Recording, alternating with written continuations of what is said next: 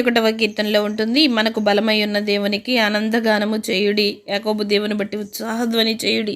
ప్రభువుని మనము ఆనందగానము ఉత్సాహధ్వని చేయవలసిన వారము. ఎందుకు చేయాలి అంటే ఆయన బలమై ఉన్నాడు. ప్రభువు బలవంతుడు కాబట్టి. యెషయా 9లో ఉంటుంది, ఆశ్చర్యకరుడు, ఆలోచనకర్త, బలవంతుడైన దేవుడే చెప్తూ ఉన్నారు. 62వ కీర్తనలో బలము తనదని ఒక మారు దేవుడు సెలవిచ్చును, 2 మారుల మాట నాకు వినబడిను. ఏంటయ్యా ఈయన బలశౌర్యములు అని మనం చూస్తే హెబ్రీ 11లో ఉంటుంది. అబ్రహాం అంటున్నారు, మృతులను సహితం లేవుటకు దేవుడు శక్తిమంతుడు. ఆయన బలము ఎలాంటిది అంటే చనిపోయిన వారిని మృతులను సహితము కూడా లేపగలిగిన గొప్ప శక్తివంతుడు. యోహాను శుభవార్త 11లో ఉంటుంది, లాజరు బయటికి రమ్ము అనగానే ప్రేత వస్త్రాలతో వస్తాడు. అప్పుడు లాజరు చనిపోయి 4 దినములవుతుంది. నీ జీవితంలో ఏ విషయంలో నలిగిపోతున్నావో విడుదల కోసం విశ్వాసంతో ప్రార్థన చెయ్యి.